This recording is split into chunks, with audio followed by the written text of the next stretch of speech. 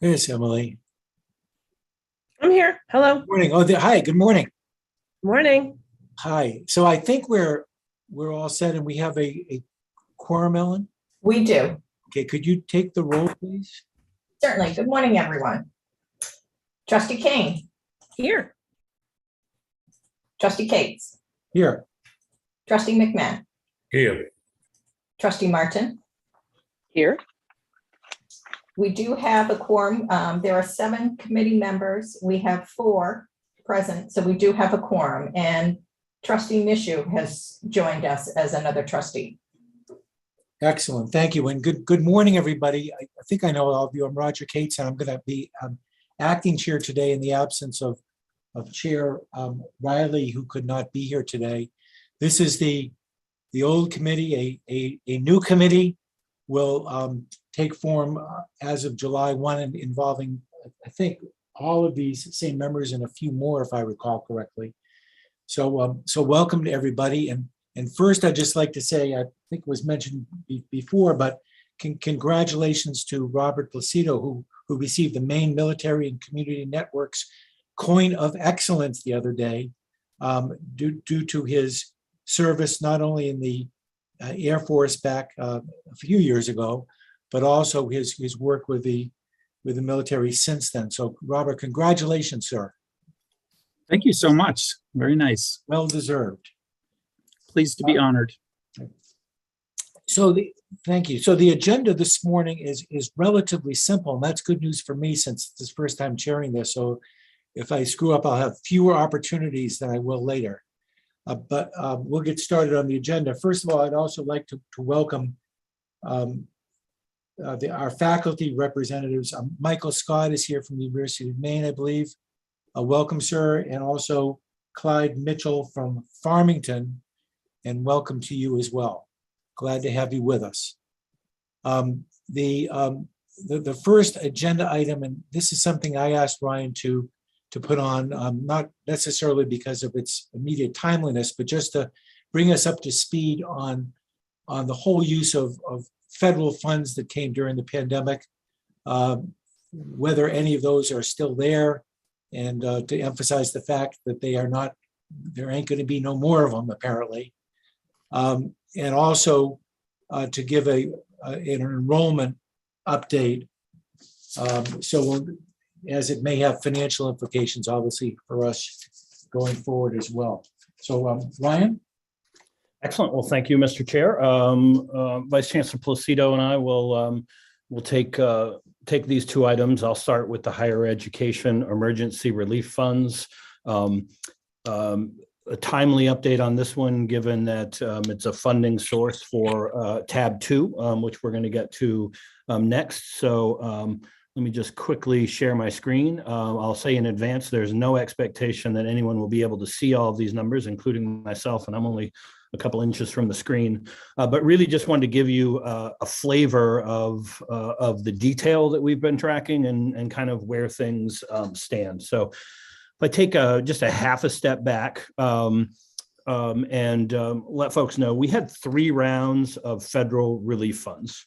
The first one that we've renamed all of these HERF 1, 2, and 3, but the first one was what we referred to at the time as the original CARES Act.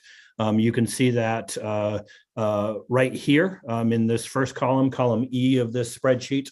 There were a couple of smaller parts that I'll talk about, but it generally came in 2 pieces. One was institutional support, and then one was direct support for our students. And for that student aid, generally, we were just a pass-through, moving these funds from the federal government through us and then out to the students. So most of my focus this morning, although I'm happy to answer questions in any of the areas, will be on this green column, if you will, this institutional piece.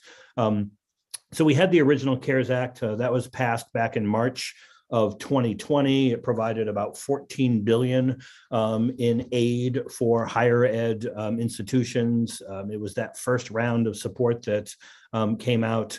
Over here, you can see collectively in that first round, right here, about 8.6 million in total aid that went out to the campuses.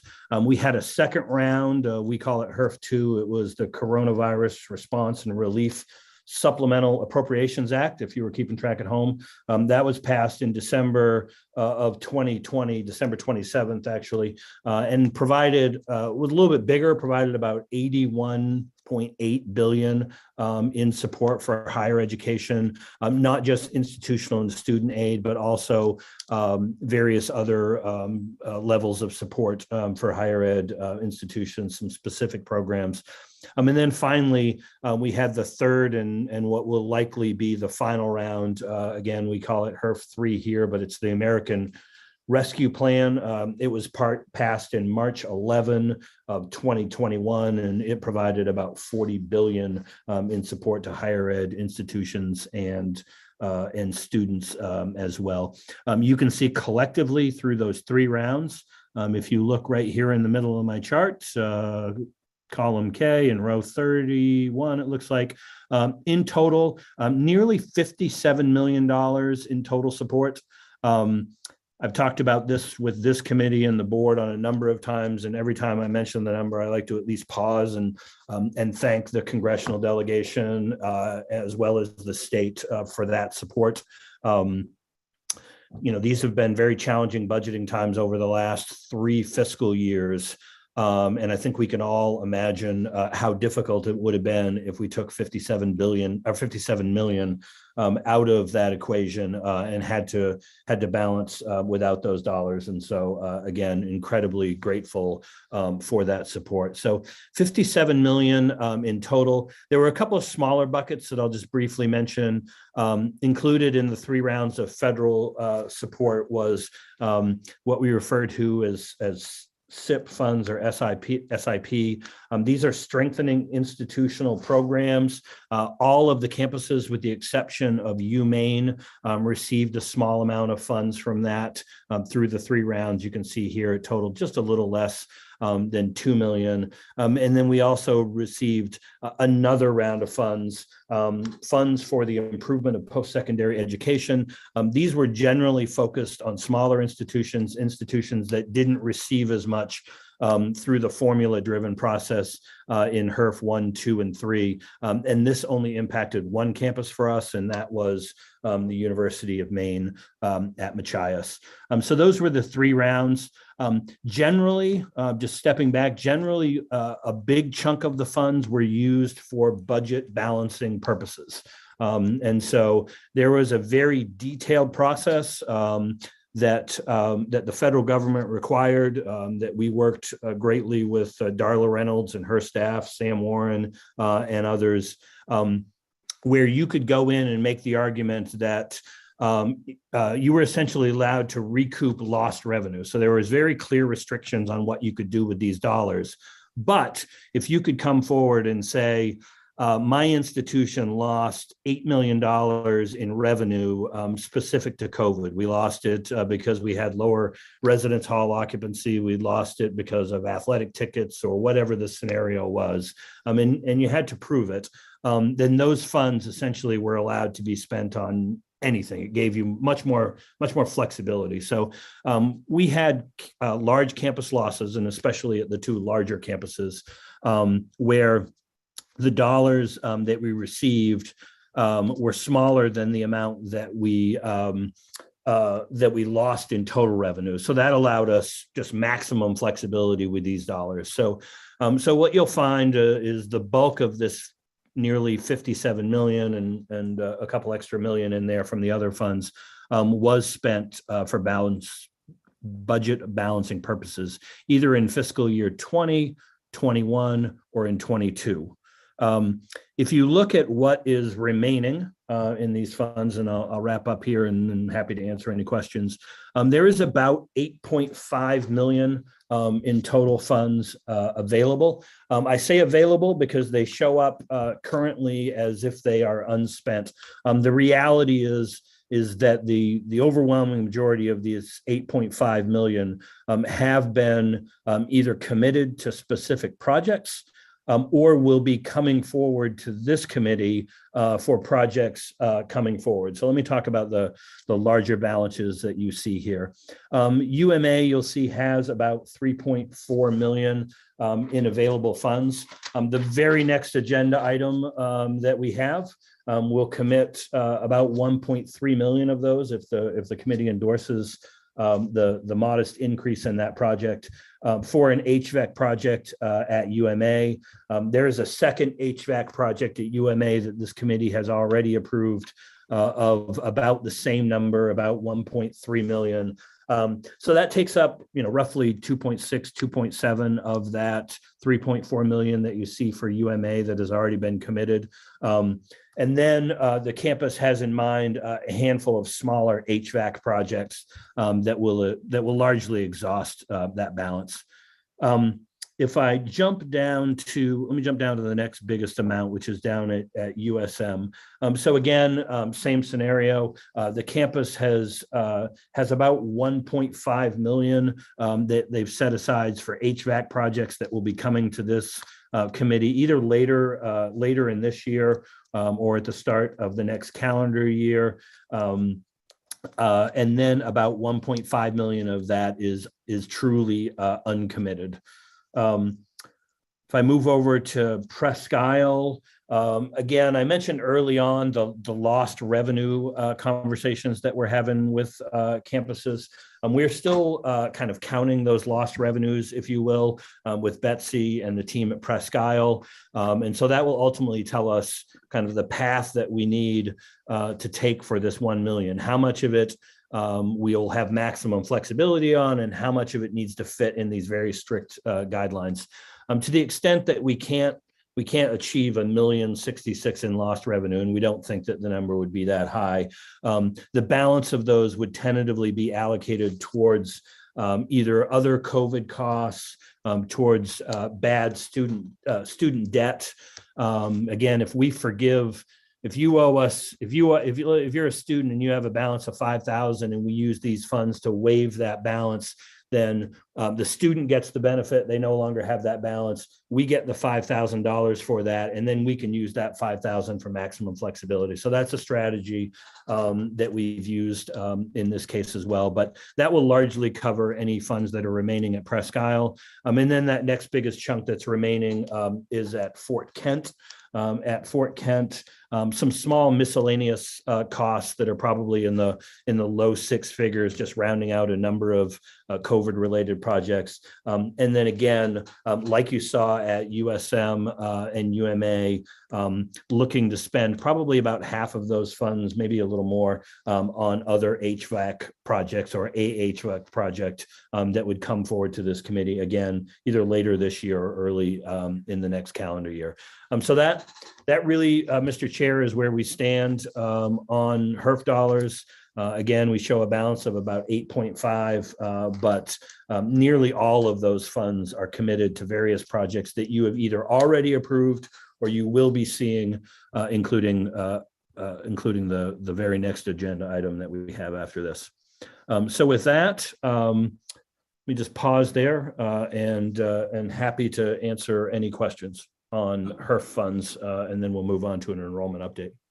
Ryan, thank you very much. I forgot to mention, by the way, I will now to please keep yourself muted if you are not speaking. But if do people have questions for Ryan, and if you do, use your raise your hand function. I think I can see everybody, and if for some reason I don't, just speak right up. But questions for Ryan? I'm not seeing any. Just one. David. Sorry. Sorry, Roger, I've got my hand up. Oh, David, go ahead. Sorry. Yep. Ryan, probably a difficult question, but do you foresee any audit problems with the single audit with a number as high as 57 million? I don't actually. One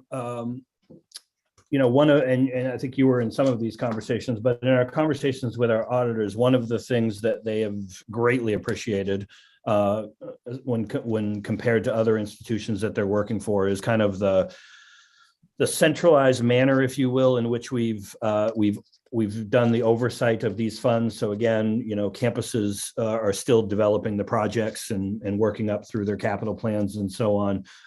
But we have all of the plans before we commit to spending money are vetted by Darla Reynolds and her staff, Sam Warren, and others who are very familiar with all of the regulations that we have. And so we have multiple steps before we even get to the part where we put together an A sheet and bring it to this committee. That paper trail has served us well so far, and I don't think we expect to see anything different as we round out the use of these funds. Other questions? I had one, Ryan. So is there any deadline by which we must use all of these funds, or we lose them, or we just keep carrying them forward? Yeah, I know there are there's- deadlines. They're a little bit different for each of them, but we have kept track of what those individual deadlines and feel like we're well within the timelines that we need based on the plans that are coming forward from campuses now. Thank you. Anything further? Seeing none. Again, we asked Ryan or someone to give us an enrollment update just in terms of where we are looking financially with respect to this coming academic year. Yes, Vice sir. Chair I'll- Lucido will take that. Thank you. And I will share my screen. So we'll go through this pretty quickly. This is the system dashboard. There are two sides to our enrollment tracking, new students and continuing students. So we're going to start with the indications for our new students, which is the application dashboard. So the good news, starting with the good news, total applications are up compared to almost 5% last year and over 5% the year before. So total applications or interests were really did well this year. I assume everyone on the committee, I might have to backtrack, understands this chart by now. Does anybody not, or want me to re-describe it? Okay, I'm gonna keep going on. I think I've done that about 20 times this year. So essentially this point right here is where we are, the black line, and then these lines are last year. And so it's same day, roughly the same day comparison. So we're 5% ahead in total apps. Where we start to have an anomaly compared to prior years is incomplete applications. So we are waiting for students to turn in transcripts and the like before we can review them and admit them. So you can see compared to the last 2 years, this is way up, which is in the wrong direction. We want fewer incomplete applications. And we speculate on school systems being behind because of COVID. They're still sort of in reduced staffing modes and the like. So perhaps we will get an influx of completed applications, but we are not waiting around. We have a lot of interest. You saw that we are ahead. The chancellor and others, the enrollment managers at each university got together and they created a summer campaign that's going to be system-wide. We'll have direct marketing going out to everyone who submitted us an application that has not matriculated, and that will go out the end of this week. So then moving on the funnel, the application funnel a little bit further here, we have admitted. So we have total interest and total applications, and then they've completed their app and we have reviewed them and admitted them. The black line still represents this year. You can see slightly behind last year and ahead of the year before. There is, and I'll move on to matriculations. So we admit them, and then the students decide whether they want to come and they pay a deposit. And so that's a good indicator that we have someone committed, and that's matriculation. There is a bit of an anomaly here. You see how much different it was between last year and the year before. We're very close to the year before, but well behind last year. What happened during that COVID period was many students deferred their education. And so it really bumped up the enrollment we had in this particular year when they came back. So then it's sort of evening back out a bit, but regardless of that, we're behind in matriculation. So we have special campaigns going on this summer. The enrollment managers have kicked off orientations. Every school has a plan. Not all schools are, this is system-wide, so not all the universities are in the same place for sure. For example, Presque Isle is well ahead and continues to track way ahead of prior years. Augusta is tracking pretty close to last year, and then others are variations from that. So that's new, a picture on new students. Going into the enrollment, this is students who have the ability to enroll now, so mostly continuing. There are some new students in here. And we're tracking, the black line represents where we are compared to the prior year's same day. And you can see we're well behind in enrollment. And of course, this excludes early college. We are ahead in early college. We track those things separately because early college is half the tuition. It's a whole different mission than this. So that sort of gives you a picture where we're at, and I'm happy to talk about any of the initiatives that the enrollment managers have kicked off. Thank you, Robert. Questions? Not seeing any hands. Robert, let me ask you, those graphs are a little bit hard to pick up specifically, but can you give us some sense of how far behind we are in enrollment compared with last year, and how much of that is new and how much of that is continuing? And secondly, I remember reading or hearing somewhere, this is not a phenomenon unique to the University of Maine system, but perhaps nationally people are taking longer to decide and make a commitment. Is that so? That absolutely.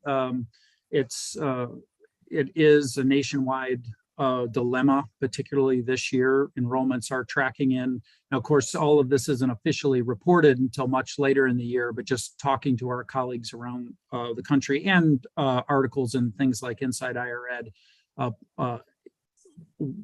everyone is tracked, not everyone, privates and some particular flagships are not down at all. But most everyone is down dramatically. Community college, they've across the country were already down significantly the last 2 years, and they continue to be impacted, which, we've had some discussions of late that we have to pay attention to them as competitors. They're also a pipeline for us and partners in many ways, particularly in transfer. And that's where we get many of our students. So when they're down, that means a few years later, we're going to be significantly down. So yes, I will say as much as I worry and our teams are pushing themselves and really doing everything they can, we are much better off than many other states at this point, doing a much better job attracting students from out of state. And those states are the places we're getting those out of state students are suffering for students. So we're doing a lot of things right, but we are still down. So when we went into this year, there were a lot of factors that we had no idea that there would be such an impact with COVID and delays and those things. But our original prediction was for most institutions were 4 or 5% decline. So around that for the entire system. That's probably, we're going to be close to that, but it looks like, enrollment managers might eke it out a little better than that. So my guess at this point, 3 to 4% overall decline, but some of our institutions are really, really behind. And they all have, talking with those presidents and enrollment teams, they all have plans, they know where they are, and trying to do the best they can to recover. Thank you. Other questions for Robert? Let's see any. Okay, well, thank you very much. And hopefully we'll get an update on this, I'm sure, at our next meeting, and I'm sure we'll be talking about it at the board level as well to get updates and see where things stand. The next item is tab 2 on our agenda, which is the Bennett D. Cates Library HVAC Enhancement Project Budget Increase. And I believe President Zakis is going to present on that. Well, in good presidential fashion, I'm going to hand it off to my CBO, Buster Neal. Thank you. Well done. Thank you, Mr. Chairman. Thank you, President Zakis. Ryan gave us a great segue into this agenda item. As he mentioned last September, this committee, as well as the full board, approved a $1.1 million HVAC project for our Cates Library, all of which was funded by HERF money. Unfortunately, given the environment as we went out to bid, given all of the labor shortages, the cost of materials, supply chain issues, and so forth, we actually received no bids the first go around. But then thanks to Carolyn McDonough and her team, and I would say particularly Jacob Olson and all the efforts they put forth, in the second go around, we had 2 bidders. The successful low bidder was $235,000 above the approved budget. I might mention that the second bid was much higher than that, so we felt fortunate to get that bid. Again, fortunately, as Ryan demonstrated to you, UMA has sufficient HERF monies available to cover the additional cost. So there's no impact on our ENG operating budget, no impact on our ENG capital budget. So, Mr. Chairman, we come to you today asking for your approval to increase the budget to $1,335,000 and then to forward that to the full board for approval. With that, I'm happy to answer any questions that any of you might have. Thank you, sir. Questions on this? I am not seeing any. Speak up or nobody? Okay, then we'll move on then. So I'll read the text of the proposed resolution that the Finance, Facilities, and Technology Committee approves the following resolution to be forwarded to the consent agenda for the Board of Trustees approval at the July 11, 2022 board meeting, that the Board of Trustees accepts the recommendation of the Finance, Facilities, and Technology Committee and authorize the University of Maine system acting through the University of Maine at Augusta to increase the total Bennett D. Cates HVAC enhancement budget to $1,335,000, all funding to come by monies allocated to UMA through the Higher Education Energy Relief Fund. If there's no further discussion, can I request a motion? So moved. Moved by Trustee Kane and seconded by Second. Trustee McMahon. Any further discussion? Seeing none, Ellen, could you call the roll? Certainly. Trustee Kane, Yes. Trustee Cates, Yes. Trustee McMahon, Yes. Trustee Martin. Yes. The motion is carried. Thank you. Thank you, Mr. Chairman. Thank you very much for your presentation and full speed ahead. The next agenda item is, I believe, tab 3. It is the Academy Building exterior renovation at USM. And I believe we're going to hear from Alec Porches, who is, I see is with us. Alec, unless you're going to pass the buck to someone else, go ahead. Just briefly, Trustee Cates, I'll turn it over to President Cummings to start us out here. Okay.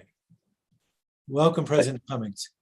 Thank you, Mr. Chair. Can't say that for too many more days, I guess, huh? About 24 hours, I think. So thank you, sir. We put before the FFT a request to execute renovations on one of Maine's most historic buildings. Originally built in 1805, the Gorham Academy building served as a local upper school until it became the Western Maine Normal School that in 1878. That date marks the beginning of what is now the University of Southern Maine. In 1909, the town of Gorham granted the university a 1,000-year lease in of the property, in which we were required to maintain its historical character and its overall maintenance. The building now has served for several decades as the Studio Art Program's house. This project, which Alec will describe in more detail, requires approximately $850,000 of external renovations, thus triggering the threshold for FFT approval. We will continue to maintain our faithful devotion to the historic preservation of our Gorham campus and the preservation of this building. It is also needs some repair for safety purposes. I will turn it over to Alec. Thank you very much, President Cummings. Morning, everyone. I'm going to pull up a presentation in a moment here, but first I just wanted to share a page from USM's master plan to give you all a little bit of context of where this building is. So if everyone can see my screen, if you follow my cursor, there's a small yellow square here. That is the Academy building. This is a master plan contemplating future expansion. So this part here is just an idea for future expansion. This is the actual Academy building. You can see it's adjacent to School Street. So if you were coming up South Street, if you will, in Gorham, sorry about that, you would cross over Main Street and beyond School. Driving up here, you'd see the Academy building up on the hill. And I'll show some renderings in a minute. This area, if you follow my cursor through here, is the Gorham Campus Historic District that was recognized on the National Register of Historic Places in 1978. So going down here, you have the Art Gallery, you have the USM President's House. This is Corthell Hall, Russell Hall, Roby Andrews, the Residence Hall, and then the Academy building. So that's where it is on our campus. Bear with me just a moment and I'll pull some slides up. Okay, that is the original Academy building. So if you're standing on School Street, somewhere perhaps around the turn of the century, that is what the Academy building looks like originally. And it maintained today, very similar architectural format, no real changes other than the deterioration that we'll talk about in just a bit.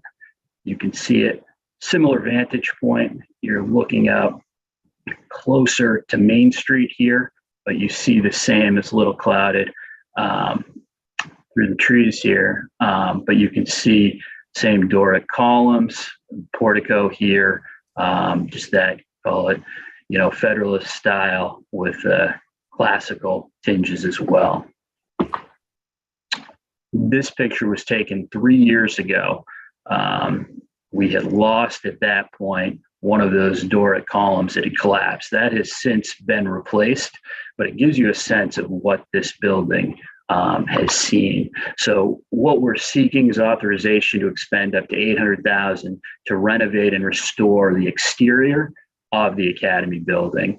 As the president noted, it was constructed in 1805 and opened in 1806 as a Gorham Academy. It was included on the National Register of Historic Places in 1973 individually, 5 years later as part of that Gorham Campus Historic District. And I'll talk a little bit more about the history in a moment. As the president said, it's currently utilized by USM's Art Department. This project would make foundation repairs to the building and would address extensive exterior decay and wood rot that has resulted from decades of weathering and really has undermined the building's structural integrity. We recently engaged a contractor to perform $190,000 in emergency work to address immediate structural issues, primarily around the foundation. That $190,000 would be part of the overall $800,000. That, of course, is below the threshold. If we are not authorized to go forward, we would just do that $190,000. The other work could wait, although we feel it is rather urgent, but this work was extremely urgent around the foundation. The project will be funded by E&G funds. It was included in our FY 2023 capital plan and as a study back in USM's FY 2021 capital plan. USM commissioned the historic preservation architecture firm Artifacts Architects and Engineers out of Bangor to conduct a study of the Academy building and recommend a restoration plan. That was several years ago. The study detailed significant exterior foundation issues on the east side of the building. And the east side of the building was the one that you all saw in the renderings with the portico and the columns. And it included specs and estimates for renovations of all four sides of the structure. And the restoration recommended was specific to meeting historic preservation standards, both for the town of Gorham and the state of Maine, which is great. It really gave the university a very good game plan of what to do. So the project would include a complete rebuild of that east facade, including the foundation, the columns, and the portico, along with removal of old paint and replacement of damaged wood siding, and then repainting the entire building. Artifacts also recommended interior renovations. They would cost approximately $400,000 to $600,000. That was several years ago. So my sense is probably a few more $100,000. Unfortunately, when we get to that, we will seek to identify funding to complete that work following the exterior restoration. The exterior work is far more urgent, although we would like to do the interior as soon as we can and have that full restoration of really what is a wonderful historic asset for USM and the university system. This is just a little more detailed history, and I won't read every word on this slide, but the building essentially performed from 1806 to 1877 in a variety of secondary school or high school functions. In 1806, it opened as Gorham Academy with 33 male students. The trustees a year later made the decision to admit female students, but cap enrollment at 70 students. And this, of course, is all before the state of Maine even came into being. So this is all decisions by the Massachusetts legislature to charter the school and then to put a group of trustees in charge who were making these decisions. Next major iteration, of course, Maine is a state by then. In 1838, the Gorham Female Seminary opens. That becomes a separate school across the street. There's a large school of Vesta Housing is located there now. Unfortunately, the Gorham Seminary building burned down more than a century ago. But that building and the Academy building we're talking about today kind of functioned in tandem over that next 40-year period until the building ultimately closed in 1877 due to growing competition from public schools that were thriving at that point throughout the state. You had from 1861 to 1877 was the last iteration as the Gorham Seminary. And seminary, my understanding is that that word was used differently at the time, and it really just meant high school. It wasn't a religious institution, as I understand it. In 1878, as the president said, the building was offered to the state, and it was reopened as the Western Maine Normal School. At that point, comprised of the Academy building and the newly opened Corthell Hall. Corthell actually opened in 1878. An important fact for the committee to understand is that the university system and USM do not actually own the Academy building. But as the president said, it operates on, it's actually a 999-year lease established in 1909. So we got a ways to go with that one. But it was established between the Gorham Academy trustees and the state of Maine. That lease was subsequently transferred for $1 to the University of Maine system in 1974. The lease included several provisions requiring that the university make necessary repairs and renovations to preserve the building and maintain its original design and scale, and that it would replace the building in full if it were destroyed by fire. And my sense is that came about from the seminary building having been burned down, and of course, just the general threat of fire to wood buildings back then. As I said, it was added to the National Register of Historic Places in 1973. It's now included in that Gorham Campus Historic District that was established in 1978. And overall, the Academy buildings now function as an academic instructional space for more than 200 years. Just a couple more slides here. Again, this is a bird's eye view of the Academy building. You can see it over here. You can see some of our other art functions, drawing classroom, printmaking studio. We have studios in the basement of Roby Andrews Hall, and tracking over to Bell and Russell, and down further for the rest of that campus historic district.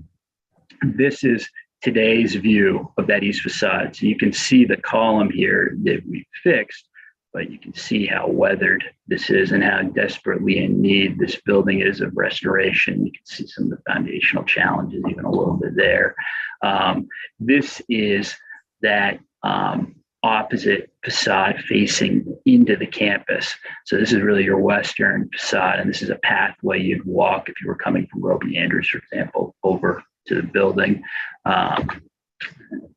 That is about it. I'm more than happy to take any questions, but that's a little bit of history of the building and then the restoration that we're hoping to do, and certainly excited about the project. I think it's a long time coming. Thank you for your presentation, and particularly the history lesson. That was really interesting to hear the history about that building. Questions about the project? Seeing none, I'll read the proposed resolution. That the Board of Trustees, acting through the Finance, Facilities and Technology Committee, authorizes the University of Maine system, acting through the University of Southern Maine, to expend up to $800,000 in university E&G funding to renovate and restore the exterior of the Academy building on the Gorham campus. Is there a motion?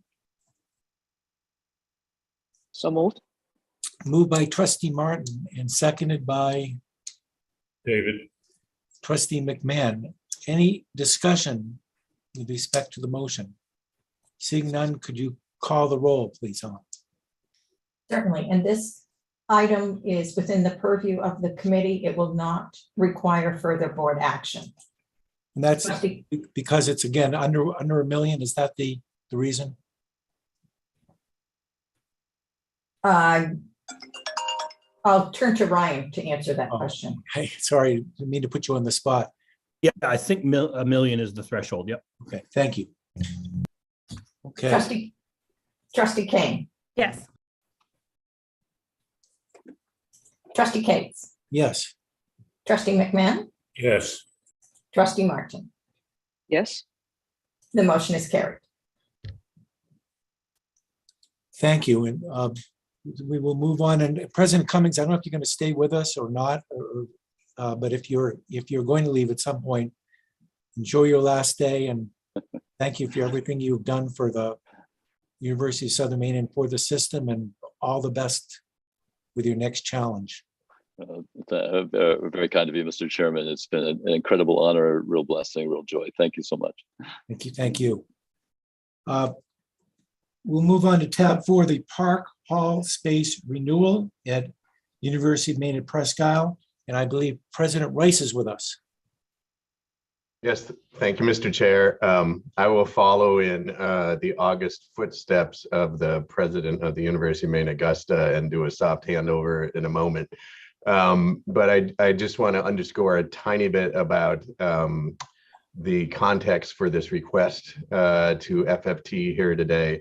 And also to kind of put a contrast to what you just heard about the Academy building and its Federalist style. Our Park Hall is probably best described as a Soviet realist building of the 1970s. So we are looking for renovation in regards to our Park Hall as part of our longer term campus planning project that we started in 2018. And as you know, we actually investigated along with the University of Maine Farmington, a potential public-private partnership that commenced just before the pandemic that would have actually led to the demolition of one of our residential facilities and the building of a new building.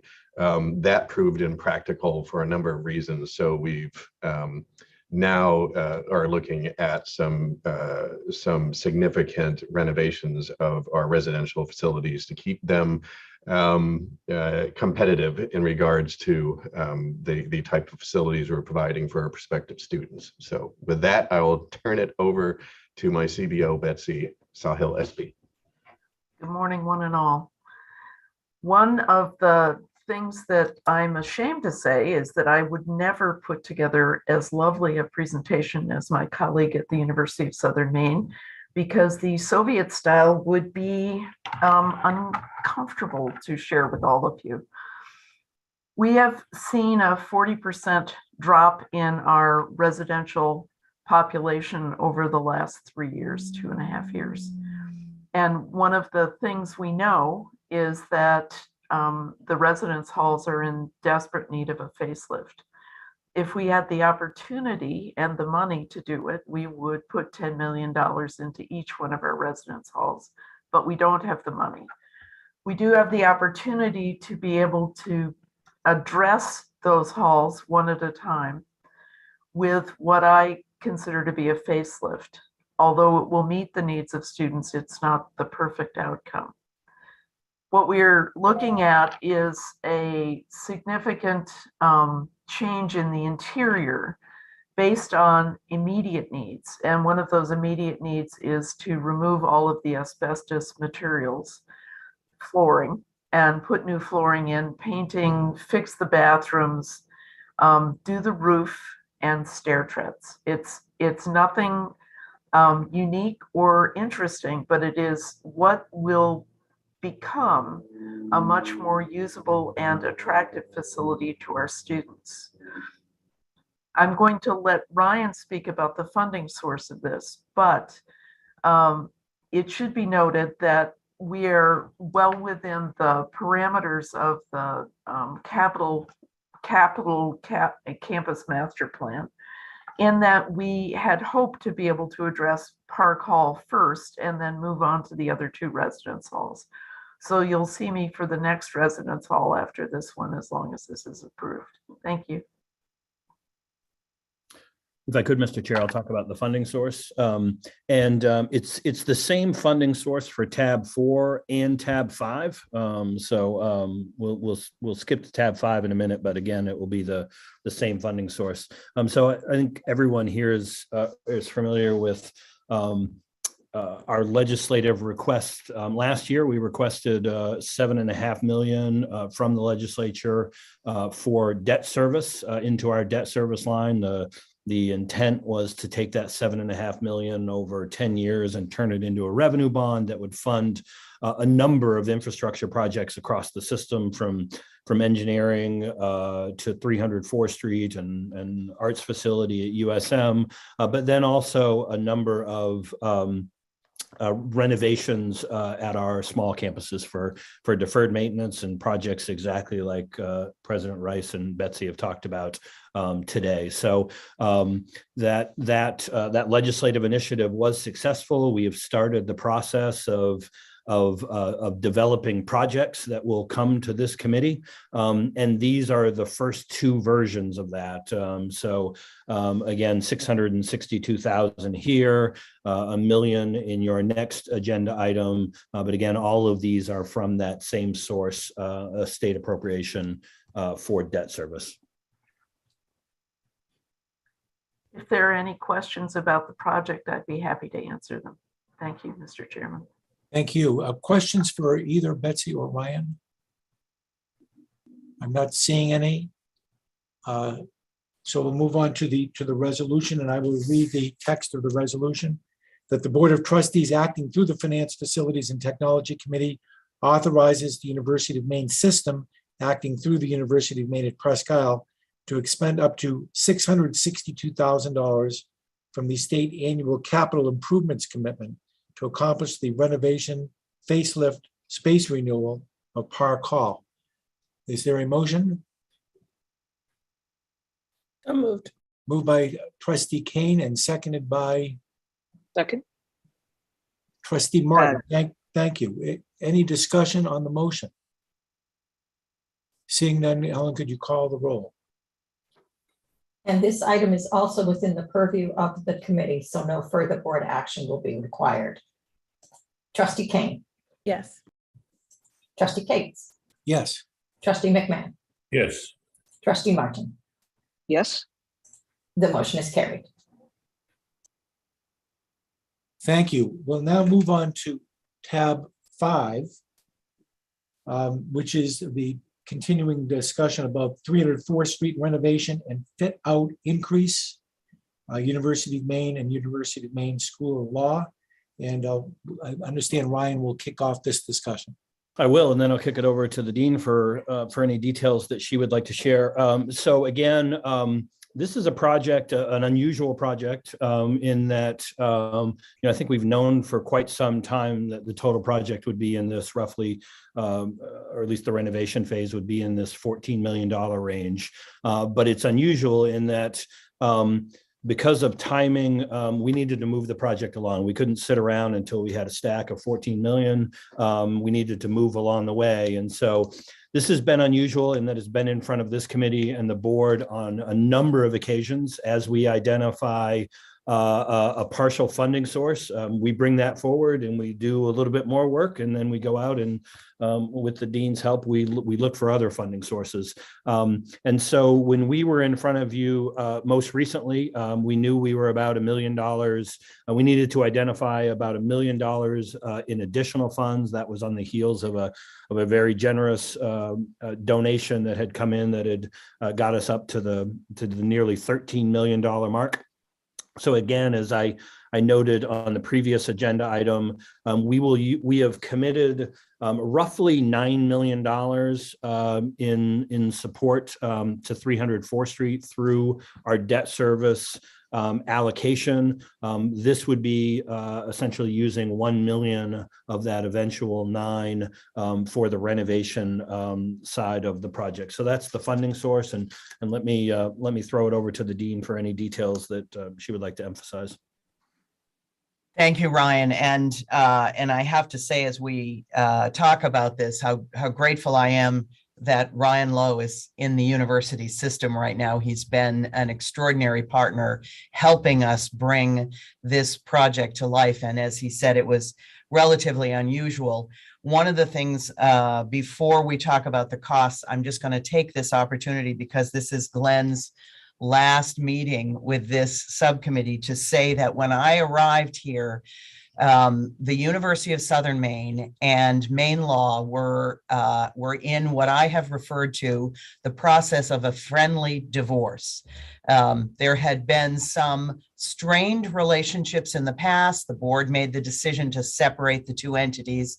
And when I arrived, I called Glenn and said, how are we going to make this all work together? I just want to tell you how delighted I have been that he has continued to take my calls throughout this last 2 years as we have worked through some really very thorny financial relationships. And in the midst of all of this, as we located 300 in downtown Portland, Glenn was very candid with me that he was disappointed as we began to think about this as a permanent place for the law school. We spent a lot of time talking about it. I am so grateful for his partnership as we have been able to put all of these particulars together and make this work, even though this was not what he had originally hoped.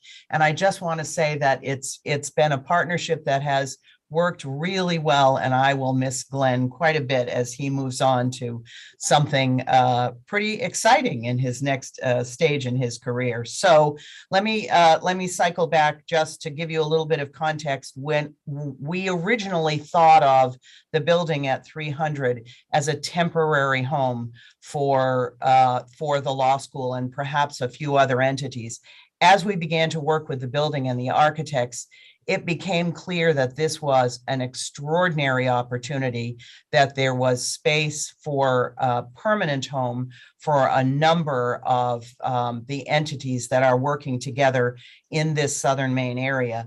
And as soon as we were able to, we had a construction manager at risk and an architect working together to give us what we thought would be the ultimate price of renovating the building for permanent placement of all of these entities. And as Ryan has said, from the very beginning, we anticipated that the cost would run somewhere between 13.5 and 14 million. I'm delighted to tell you that with some serious help by Consigli, they have maintained that guaranteed maximum price throughout the renovation that's been going on over this last year. There have been some surprises in the building, which there always are, and they have offset most of those surprises with actual savings, which we were not anticipating when all of this began. So we are right steady on the same amount we have thought this would cost from the very beginning. And I emphasize this because I feel like every time FFT has met, we are here to ask for authorization for the next tranche.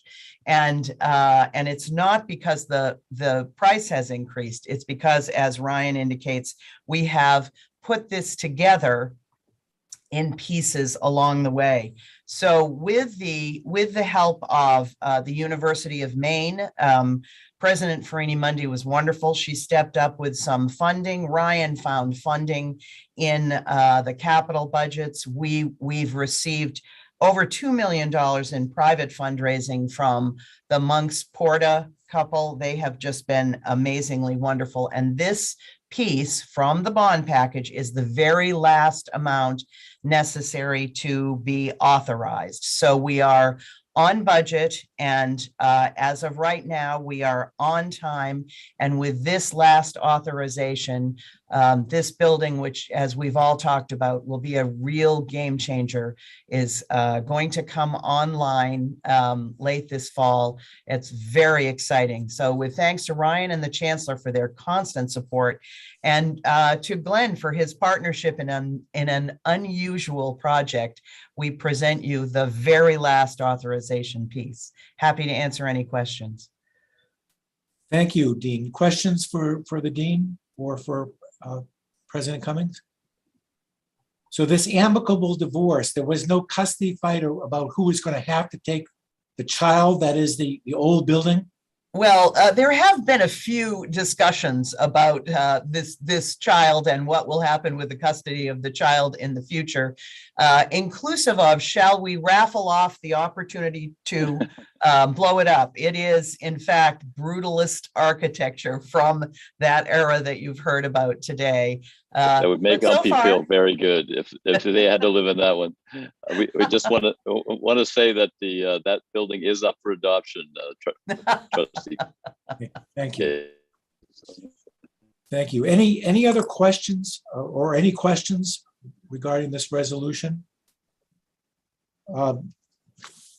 Seeing none, then I will read the proposed resolution that the Finance, Facilities, and Technology Committee approves the following resolution to be forwarded to the consent agenda for the Board of Trustee approval at the July 11, 2022 board meeting.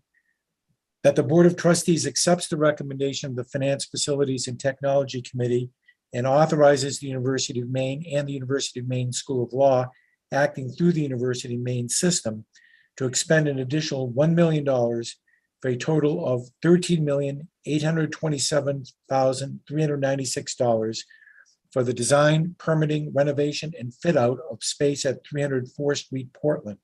The source of the current requested funds is the monies made possible through the recent legislative authorization and allocation of debt service for the university. Is there a motion? So moved. Moved by Trustee Kane, seconded by,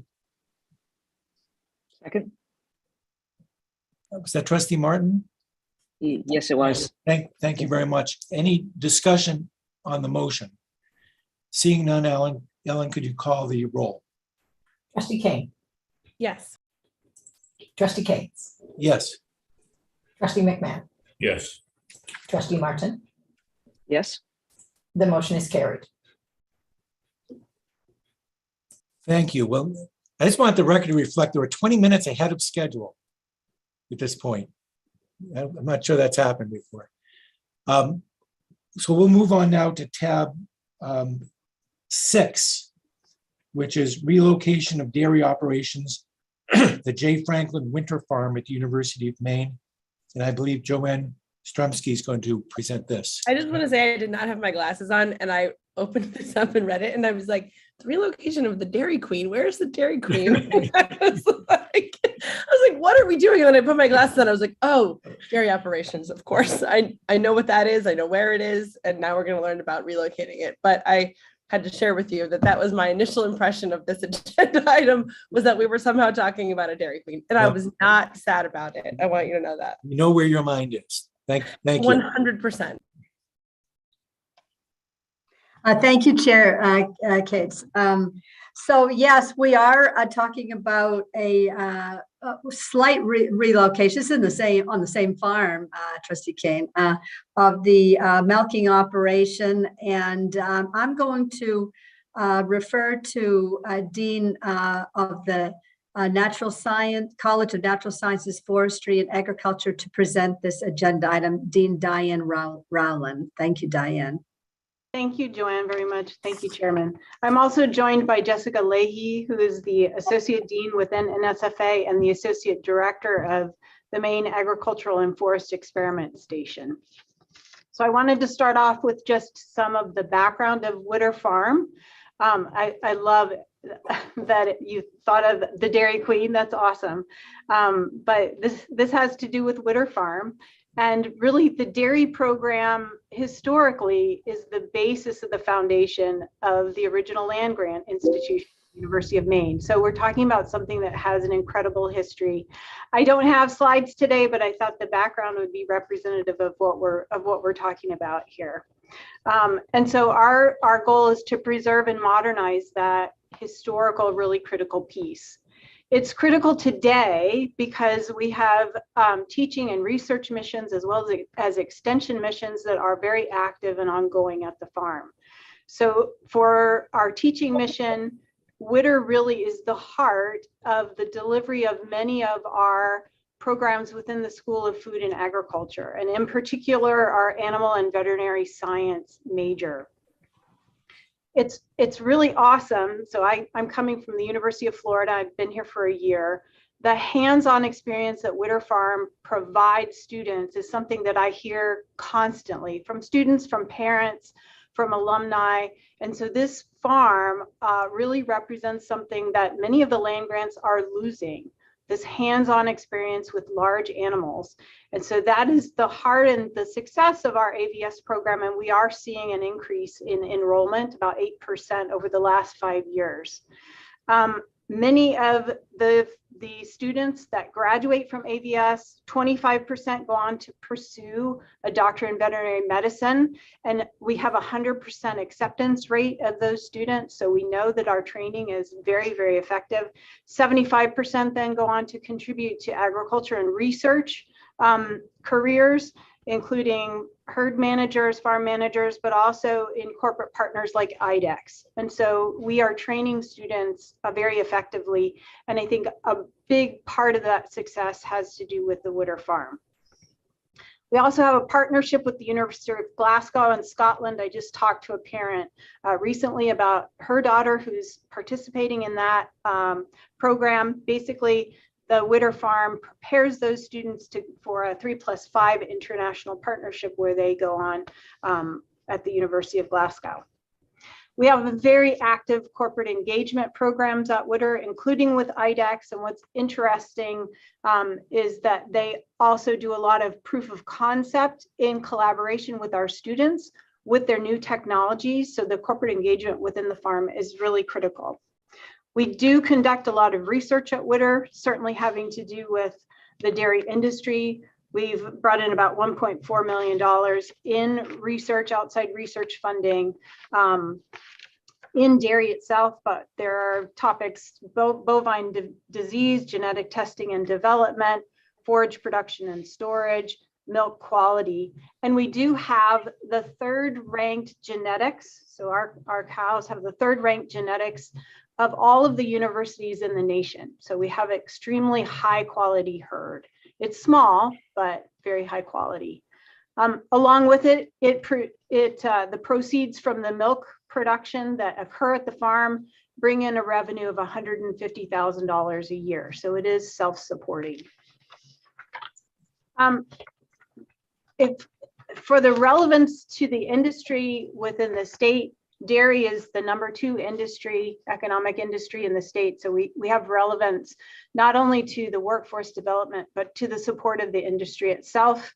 There are 200 dairy herds in the state, 27,000 dairy cows. The dairy industry itself provides 1,300 jobs and $115 million annually for the value of milk. So it's a very critical industry then that we are serving in our teaching and research, and certainly in our extension. We're seeking FFT committee authorization to basically do 5 things. One is to set up a robotic milking system. So what this does is actually expose our students to the latest technology in the dairy industry. So that is really critical to maintaining our effective training of those students. If they don't see this technology, then they're not as well prepared. But it also provides us an operational savings. So that robotic milking system will help us on our labor costs for the farm itself. We also are going to basically renovate an existing livestock barn just across the way from where the dairy barn is now. That will involve concrete work where basically we're able to set up a composting pack base for the cows, which is a very healthy environment in which they can exist. We'll have curtains then installed on the livestock barn, and a new upgraded water delivery system to make sure that we are maintaining the care of the animals. And the last part is really the demolition of the existing dairy barn, which is in very poor shape. And so this will provide very sustainable operation for the dairy herd, maintaining the teaching and the research missions. But then it also sets us up really well in the future for fundraising and expansion in Whittier, which is what we're hoping to do with all of the farms, the 4 farms that we have within the college. The funding, as you can see from the materials that you've given, we've been able to have approval for central funding of $260,000 for the demolition of the existing barn. So after we move the cows over, that would be demolished. Some capital funds of $180,000, but the majority coming from our MAFIS, so the Maine Agricultural and Forest Experiment Station funding of $359,000. So I'd be happy to answer any questions.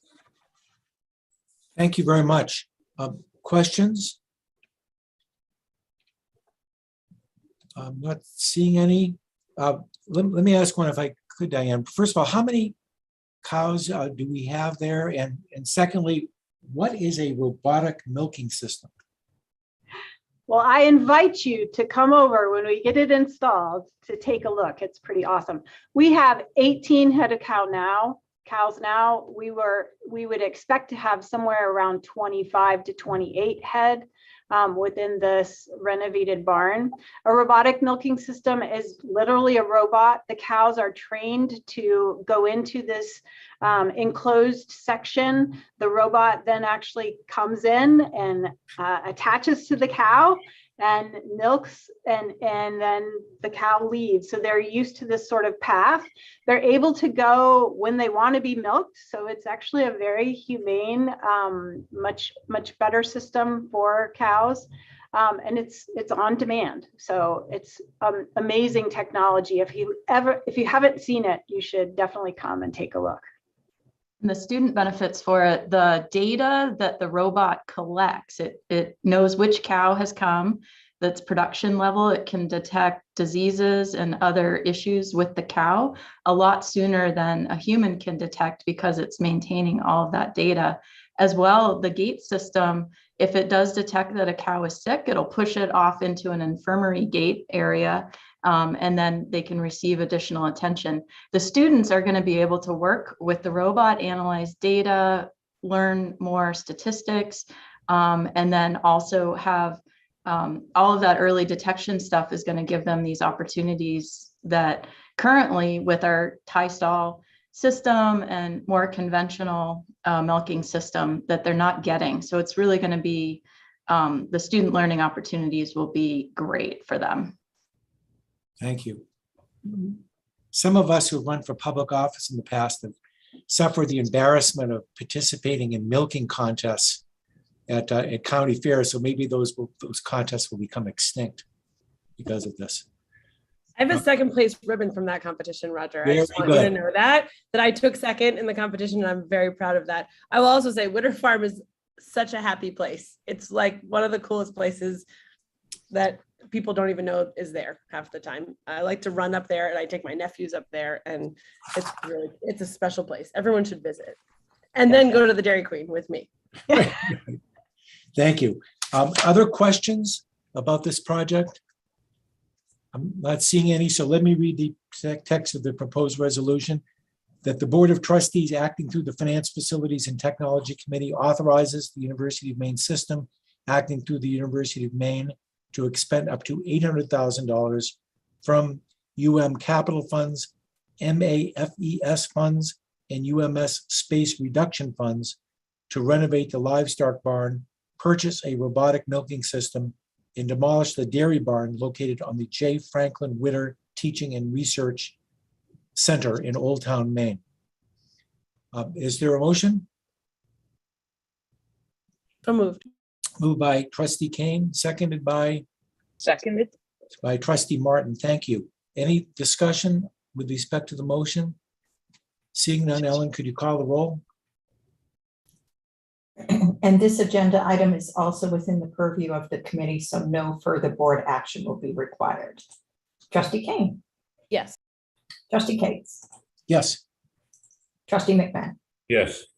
Trustee Martin. Yes. The motion is carried. Thank you very much. I will now move on to tab 7. I think that concludes the items which are going to require actual board action, but we'll move on to tab 7 now, which is the adaptive reuse of Coburn and Holmes Hall, the public-private partnership update on the University of Maine campus. I believe Joanne Yastrzemski is going to start this discussion. Thank you, Chair Katz. Gates. Yes, this is just an update. There's not board action required for this item. Just a little bit of history. We first came to the board in July of last year to share this opportunity with you. The opportunity was, is and was tremendous to reuse these historic buildings that had some $11-12 million of deferred maintenance on them that had been empty for a decade or more. And that we had an opportunity to convert them to a boutique hotel with a developer called Radnor.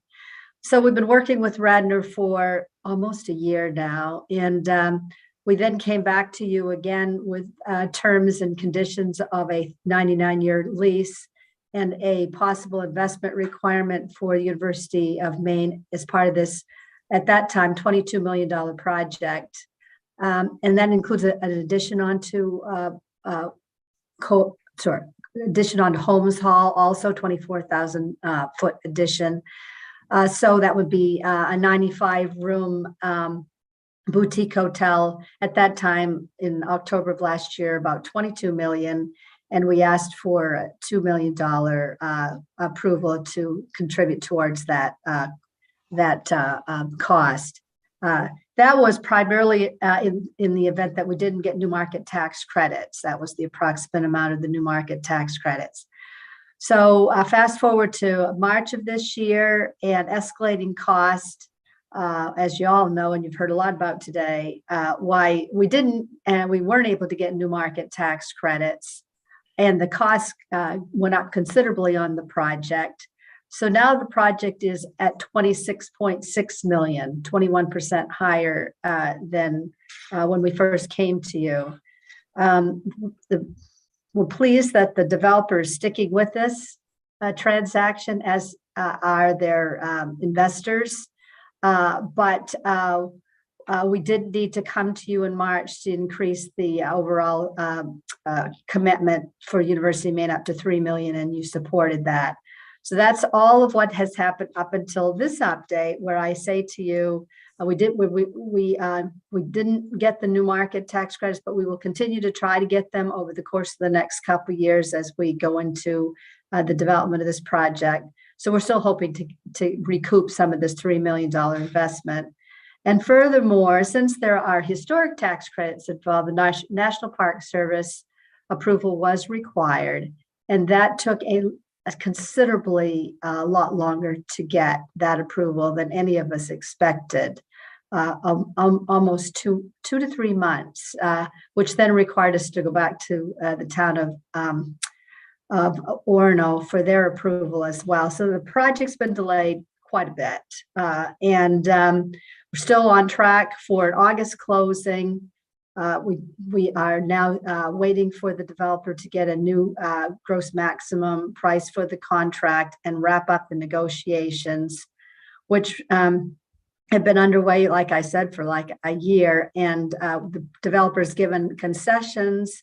We've gone up to 3 million, and we still are very pleased that we can go forward with this project with what I'm describing to you today. But it is behind schedule, and we're very close. And pretty much that's my update for today. And still very excited about this project, but we just wanted to give you this update. Thank you very much. Questions from the group?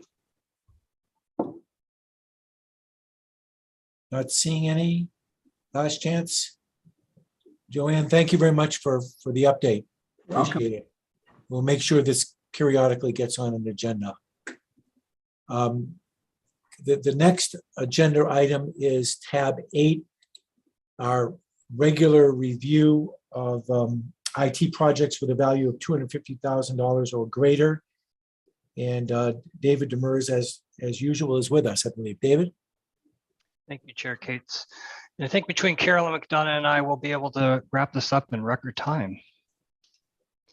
So a very brief update for you. I do want to focus mostly on the Repaving Main Street initiative, but let me walk through at least where we are with some of our other major projects. The one that we are winding down right now is the voice over IP implementation. USM is our last campus to fully roll out voice over IP infrastructure. I've been reporting that all along that we've encountered some delays, but we did fully decommission the phone equipment at LAC, the old legacy phone system. Again, there were cheers in the hall when that was accomplished. We're now in the process of dismantling and disposing that legacy equipment, and we're just rolling out building by building voice over IP handsets at all of the other USM locations. We expect that we'll be able to finally complete this project as we begin the fall 2022 semester, and we'll be able to report that this project is now fully completed. In terms of Main Street, I did report last time that we were focusing on rolling out the last module in our Main Street User Experience Enhancements project, and this was called Schedule Builder. I gave you a quick walkthrough of what that particular module does. It basically allows students to interactively design multiple optional schedules, and then from the AI-driven schedule builder, it will actually allow a student to actually push that schedule into their shopping cart and allow them to register directly through the Main Street experience. So that did fully go live May 2nd as expected. We've conducted additional faculty and staff demos, particularly for our advisors, so they are aware of what is available through this tool and the system. We have published our support documentation and launched our student communication plan. We are expecting that this tool will get the heaviest usage as we launch the spring 23 registration period. So most of the students had already registered for their fall courses, so there was light activity, but the activity that we did see, the feedback that we did get from students was positive, and we expect that this tool will be very fully leveraged for the spring 23 registration period, and I'll be able to report the project closeout at that time. The most exciting part of this update is really related to repaving Main Street. While I'm not reporting significant percentage increase in our project progress. We are making substantive progress as we go along. Just as a refresher, this is a slide I've used for the past several updates. What we are trying to do with the Repaving Main Street is take advantage of some of the systems that we have in place to fully leverage unified accreditation and what that provides us to create more collaborative programming opportunities and to allow students access to those collaborative programming opportunities, as well as create some operational efficiencies for our functional offices. We did a full assessment with our launch partners, or I should say our analysis partners, which was Huron for this particular project. They did highly recommend that we go through the process of re-implementing our current student information system, which is PeopleSoft's Campus Solutions, along with taking advantage of new cloud-enabled functionality in the HR and the finance spaces. The driving theme here is going to be leveraging code consistency across our campuses and taking full advantage of the opportunity to remove a lot of the code customization that we are currently plagued with in our environment. Most of that code customization is to allow us to have multiple campuses using different sets of codes. So if we can have more code consistency in line with what we are doing on the data governance initiative, this will allow us to really eliminate a lot of our technical debt with our overall Main Street environment. So repaving Main Street on the cloud side comes down to two implementation projects that will run more or less in parallel. This will take us through the next couple of years, but we are looking to take advantage of some of the benefits we'll see in the human capital management side of things, creating more automation, eliminating paper, making things much easier for applicants and talent management. And there is something I've highlighted there for workforce recruitment. So this one is driving our timeline a little bit. The current tool that we use for recruitment is a platform called Hr Touch. That platform is going end of support in June of June of next year. So that forces our hand in terms of getting a recruitment replacement up and running as quickly as possible. So I'm going to talk a little bit about what that means for us in terms of our overall timeline. In parallel, we will be going forward with our cloud-enabled enterprise resource planning and performance management system. This is our financials, our accounts reconciliation, accounts payable, accounts receivable, and a lot of the reporting that goes along with those tools. In addition to that, this is going to give us our first opportunity to fully leverage a budget planning process directly in the PeopleSoft, or I should say the EPM itself. So right now we rely heavily on sharing Excel spreadsheets for budget planning processes. This will be a lot more systemic, allowing us to do modeling, different scenarios, and actually publishing or pushing finally approved budget into the next fiscal year. So this could create a lot of automation and efficiencies for our functional offices going forward. In terms of what has been done of late, we did recently complete our ERP and HCM project team formation. We've completed our discovery sessions. I've highlighted that we are in the process of going through our initial HCM and ERP implementation, finalizing the timeline and the roadmap, which I'm going to walk you through in the next couple of slides. We did officially kick off the project.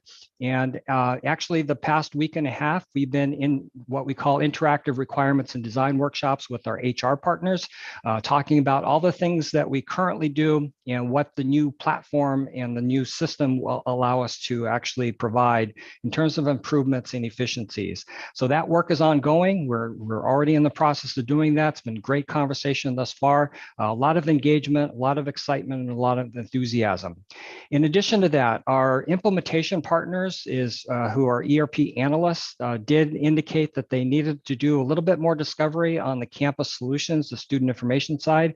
As you can imagine, that's a 5-year project. It's going to require a lot of engagement and work alongside of what we are doing with unified accreditation and our faculty colleagues and the faculty senates. to really come forward with a solution that's going to work for us long term. So we will need to continue and extend the discovery process in that realm, and we will finalize a scope of work and a timeline for that project, hopefully by the next time I report out to this group, or maybe a little bit into the fall after we've had a chance to vet it with our faculty colleagues. We are in the process of identifying and forming our campus solutions project teams and developing our overall project communication plan and website that will be live by the time I report to you next, so you can actually get timely updates on this process. As I said, we're doing these interactive design workshops. We're finalizing the campus solutions scope of work and completing our discovery process there. And now we're just trying to align all the project milestones on a timeline. And that's what I'm going to walk you through next. So the first piece here is I mentioned that we have some urgency with getting our recruitment system up and running. In order to get the recruitment system up and running in the cloud will require that we do sort of an HR light implementation. There are some core elements of the HR platform that will need to be in place. And this is different for us because we had two separate systems before. So you could actually recruit for a position that wasn't defined in your core ERP system. This will not allow us to do that. We have to have the position defined, the budget allocated, and all of that before you can actually recruit for a position. So actually it's going to work better for us, but it requires some work that needs to be done up front. So you will notice here that this basically takes us to kicking this off in June of this year. And as I said, we are already in that design phase. We expect that the design phase will wrap up by August, and then that will allow us to start building actual demo environments of our new HR platform. And that will go through a couple of subsequent builds, a couple of sprints, where we'll be able to throw some things in there, use some sample data, and actually test it out to see if all the automations and the processes and the efficiencies that we're hoping to improve upon will work as expected. And as we get into the beginning of the next calendar year, in January of 23, we expect that we'll start actual testing of that final application build, and that will require testing from our HR partners, making sure that the recruitment pipelines work, all the automations are in place, all the communication plans are in place. And then what we launch into is next is a second testing phase called UAT, or user acceptance testing. Once we get sign off from the functional offices, then we are in our go live phase. And by that, we are looking to launch or be live in the new HCM environment, particularly to support our new recruitment system by May 1st of 2023. That is a very aggressive timeline, but as I said, we have great engagement, enthusiasm, and excitement about moving forward with this, and we fully expect we'll be able to hit that benchmark.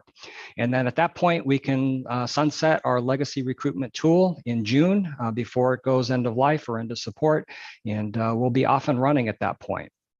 So while we're getting this core HR system up and running, we will also be looking at the full HR rollout, and that includes payroll, benefits, the integration with our general ledger, and all of that stuff, alongside our accounts payable and our accounts receivable, as well as expense management components of the ERP.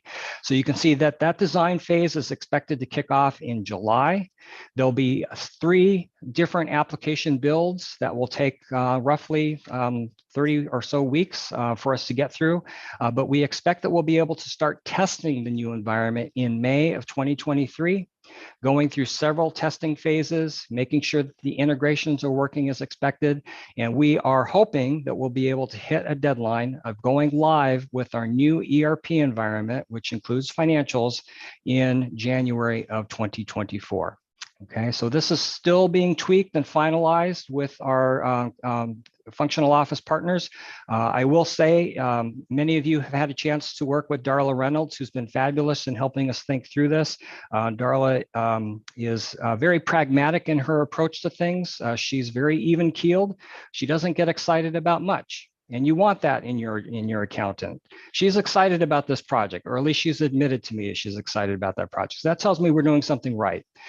So I think we have a lot to fulfill through this, but I think everyone is on board with committing to getting forward with this particular timeline. Then the last piece is really the budget management piece, along with workforce planning. So that work will kick off in earnest in Q1 of 2023.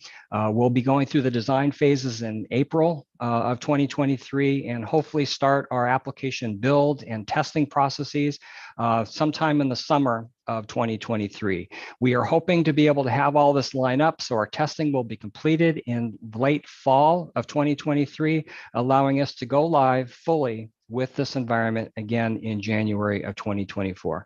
Lots of moving pieces, lots of coordination, and it's going to require lots of sleepless nights, I think, to move forward with this, but we are fully marching down this path, and I hope to be able to provide a more comprehensive update on progress made and the testing process at our next meeting. So with that, Chair Cates, I'm happy to address any questions that the committee might have, but I'm enthusiastic about this. Thanks, David, and thanks for that detailed presentation. Questions for David? I just have a comment. This is Trustee Martin. I'm amazed with the technology since I left University of Maine 29 years ago. As a freshman, 33 years ago, we would camp out all night in pretty cold weather to make sure we'd get our classes. And now, you know, students can do that and put their course wish list in a shopping cart. I'm amazed by that. It's really really great. All the work that you've done to get to this point and to make things very student centered. And so thank you for all your efforts. Thank you for that, Trustee Martin. I do want to make sure we acknowledge the work that Jeff St. John is doing with our unified catalog project as well.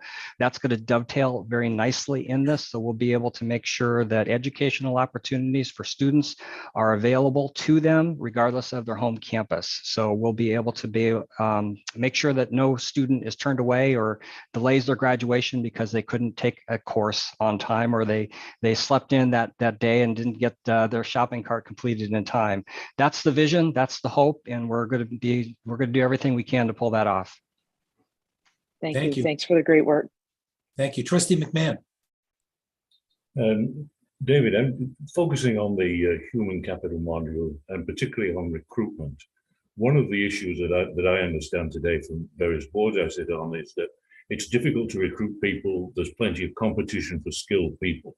So the time it takes from receiving an application, review and contact is important. A lot of people are using bots and that sort of technology there. What sort of time reduction from receipt of application to contact to the applicant do we expect to see? Are we going to reduce it by half? We're going to cut it down by 2/3? What are we expecting to see from this? I can guarantee we will see a reduction in the turnaround time it takes for our applicants to receive an offer. I can't tell you how much of a reduction there is at this point. We're in that phase where we're designing what we do now today and how to make it fit within the confines of the new platform. So that is an ongoing process. We are in those workshops as we speak. Those have been going on for the past 2 weeks. They'll continue next week. But I think it's been very enlightening for us to identify all of the obstacles and the hurdles that we put in front of our applicants. And you have to really want to work for the University of Maine system if you endure that process as it exists today. So I think there's ample appetite for consolidating and actually having more consistency between our campuses in terms of the processes that we use. The biggest benefit that we are going to see is everything is going to be integrated into a single platform instead of running through boxes, you said, different spreadsheets, navigating Main Street, going over to the GL. All of that will be seamlessly integrated into one pipeline, and it's going to be defined as what Oracle calls a journey. So once an applicant comes into the portal, they are taken down a journey where it's going to walk them through the process and make it as efficient as possible for them to get their information into the system, and in a way that will allow us to make decisions. One key thing that we're really looking at closely is being able to integrate directly with places like Indeed and LinkedIn. So you can actually submit an application based on your profile. If you have all the information in there, it'll build your resume from the data you've already uploaded into those platforms. And that's just going to save time for everyone across the board. So there's going to be ample opportunity for efficiency gains as we launch this new tool. Other questions or comments? I would say If I could, Roger, Mr. Chair, excuse me, I think your point about applicants is a very good one. We instituted a system like this where I work, and it's made a big difference because it automates responses, right? It's like, yes, your application has been received, right? And a human doesn't have to remember to send that email, or, you know, the search is moving on, or you're delayed. And we've gotten really good feedback on just the experience, particularly where it's so competitive right now to try to hire anybody, that a little bit of customer service goes a long way, particularly with regular communication. So I'm also glad to hear about this.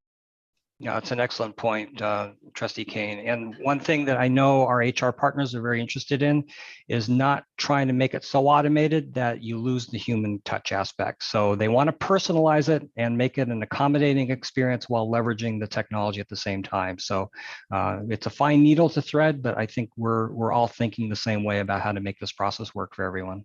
Do you think it will speed up the process of hiring? I think that's something that it will absolutely speed up the process. We've heard from faculty as well about just the slowness of things.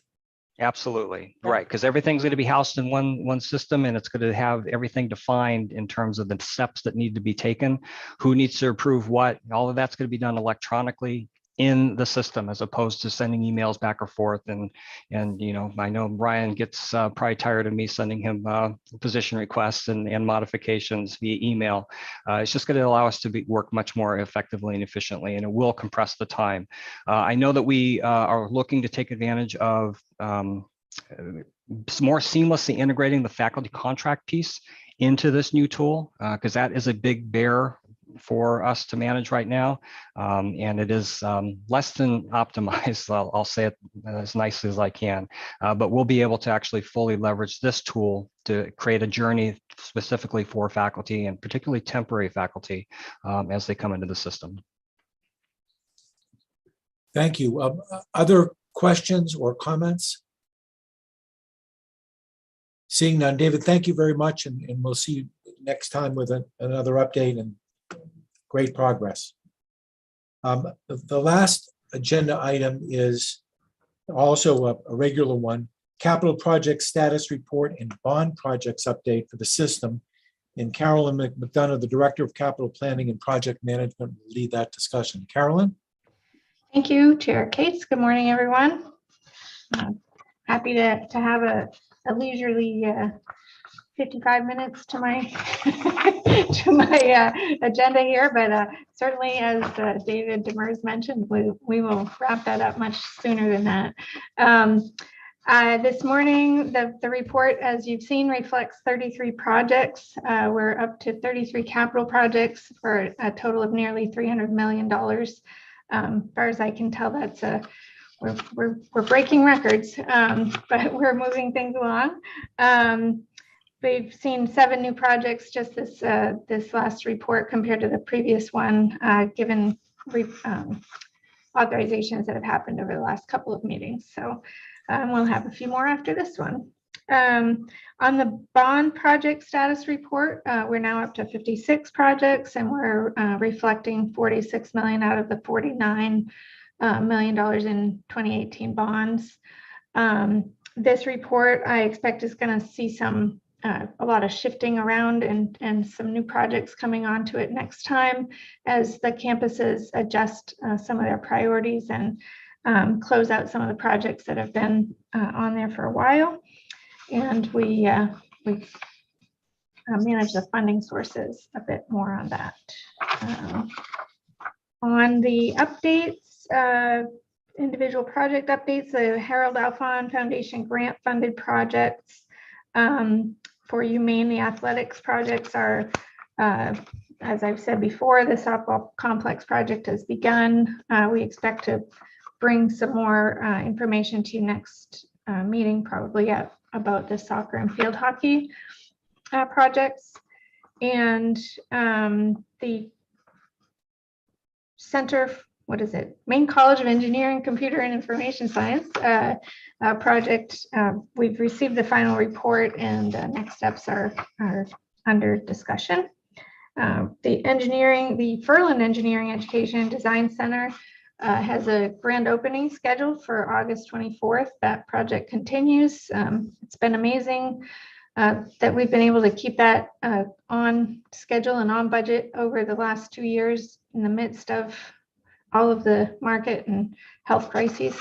But we've kept that one going, and we are still planning on opening it for the fall semester, and look forward to the grand opening, as I said, on August 24th. In Portland, their development projects there continue as well. The Portland Commons project, in fact, is also having a celebration just tomorrow for a topping off of the Residence Hall, the Portland Commons Residence Hall. Final structural beam will be celebrated tomorrow morning, and the other projects continue there as well. The only additional comment I wanted to make was I forgot to put this in the report, but we are doing a capital planning process review right now, and we hope to have report and recommendations coming forward in the next few months. So that is underway. That's all I've got formally. Any questions? Carolyn, what in the review you just mentioned, what areas are you looking at for possible revision? Well, we've got a consultant, Deb Poudry, under working on looking at the process of how we plan our capital projects, and so putting together the 1 year, the 5 year, longer term capital plan. And so we're looking at if there are ways that we can strengthen the prioritization and making sure that we're aligning the prioritization from the campus level with the administrative level. Thank you. Yep. Other questions or comments about this issue, this subject? Roger, it's David. Right. Trustee McMahon, excuse me. Carolyn, are you seeing any abatement of the inflation on both materials and labor costs in construction projects? Is it still accelerating? Is it flattening off? Is it starting to tip down? Could you give us your opinion? Yes, my opinion, thank you, is that we're still seeing inflation on prices and materials and labor. We have, as I have mentioned before, and as you saw, a couple of the projects even today that came forward are due to bids coming in higher than expected. I do track our bids as compared to our estimates and the estimating itself, as well as receive some reports, and the costs are not starting to trend down just yet. We don't have, well, we have $300 million under authorization right now. We don't have a lot of bidding activity going on, so it's not as big of a market that I can look at and give definite answers to, but I have not felt the lessening of any of that just yet. So. Other questions, comments? Not seeing any. Ellen, I think we have completed the agenda. Did we miss anything from your perspective? No, you're all set. Great job. All right, so we're done for today. I'm sure this will be the shortest meeting of this committee over the course of the next year. So enjoy it while we can. We will reconvene next time, and I don't believe we need any votes. So I will declare this meeting adjourned.